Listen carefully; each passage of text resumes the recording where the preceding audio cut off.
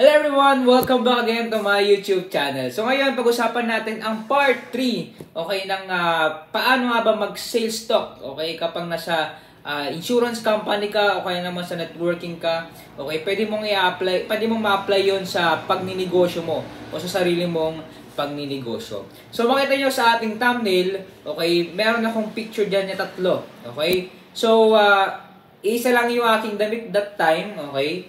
So, nag-decide ako na mag-ikot-ikot, okay, ng mga possible client.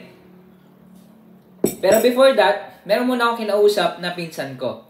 Okay, kung sino ba yung mga kakilala niya, okay, tapos in-strategize ko siya na kapag mayroon kong kakilala, tapos bumili sila ng insurance, okay, hati kami, okay, sa mapagbebentahan. So, ganun yung strategy kong ginawa nung una, okay, para po magkaroon ako ng prospect, okay, at saka makabenta ako.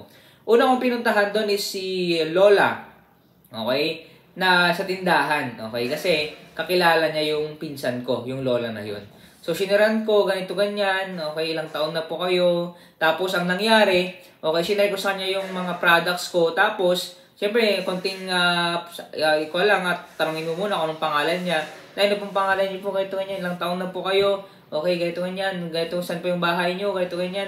So, ang dami kang tanong para magkaroon ka lang ng, kumbaga, topic. Okay, tapos, ang nangyari, okay, habang sinashare ko yun, okay, meron din akong binigay dun na, kumbaga, flyers, okay, kung sakali interested yung bibili o yung client. Yung nanay yung nauna kong nasiran, tapos, yun, kahit na matanda ka, pwede ka pa rin naman na magbenta. Ang problema lang kasi doon, kapag matanda ka na, mas mababa yung sum assured mo. Ang sum assured po kasi, ito yung kapag nawala may insurance, okay, ito yung makukuha niya. Like for example, yung nanay, okay, nasa 60 na siya, so kukuha siya ng 1.5 monthly na insurance, baka yung sum assured niya lang is 500k o kaya mga 300k na lang. Pero kapag nagsimula ka ng 17 years old, 16 years old ka kumuha ng insurance mo, tapos 1.5 monthly, investment with insurance, okay, yung mga sum assured niyan is 2 million, mas malaki. Kasi, mas matagal ka kasing magbibigay o magbabayad sa company. Hindi ka gaya ng matanda na, okay, syempre, 60 years old, madami ng sakit yan. Kaya, mabusisi kapag matanda. Tapos, after ko doon pumunta kami doon sa naghihilot. Okay, paano kaya? Gumaga, tanong ko ulit, ganun ulit yung tanong ko. Okay, paano po kaya kapag yung nanghihilot kayo, tapos, tawag dito, nasaktan o kaya nabali yung ganito ganyan. So meron kayong pagkakasala doon.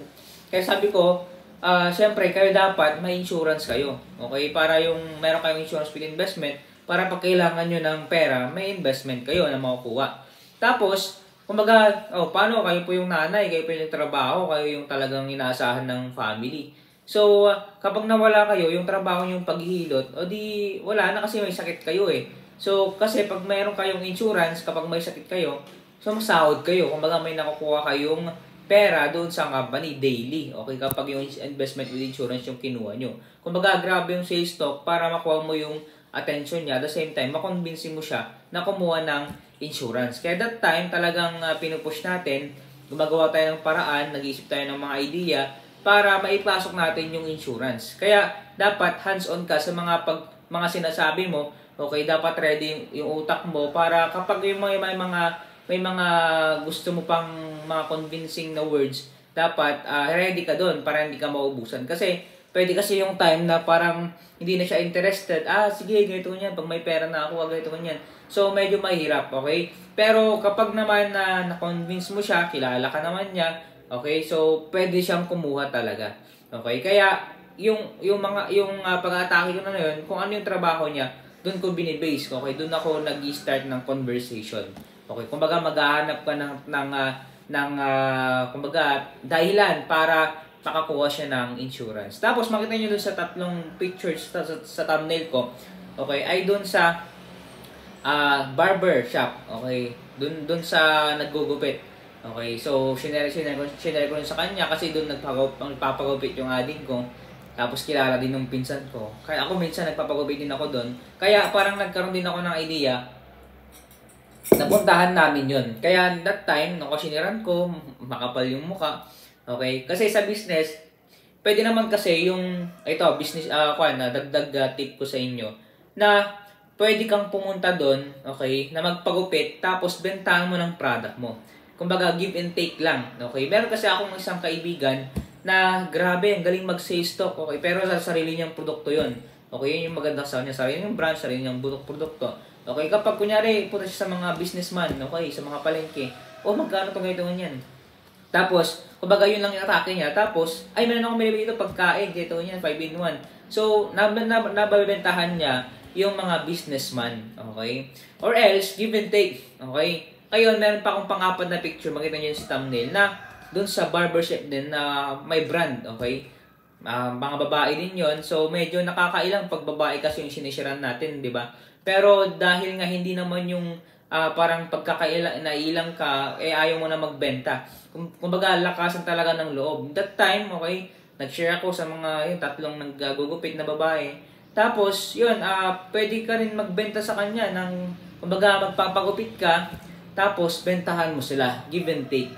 Kagaya ng ginawa ng isa kong kaibigan, na ini-strategize niya yung kanyang pagbebenta. Kung saan ka bibili ng ganito, ng bigas, bentahan meron ng product mo. Kumbaga, give and take nga eh. Kasi, doon talaga lalabas yung pagiging sales stalker mo. Kumbaga, kaya mong i-sales stock.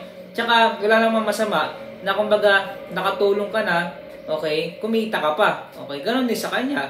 Okay, give and take, bumili ka ng products niya, bumili rin siya ng products niya.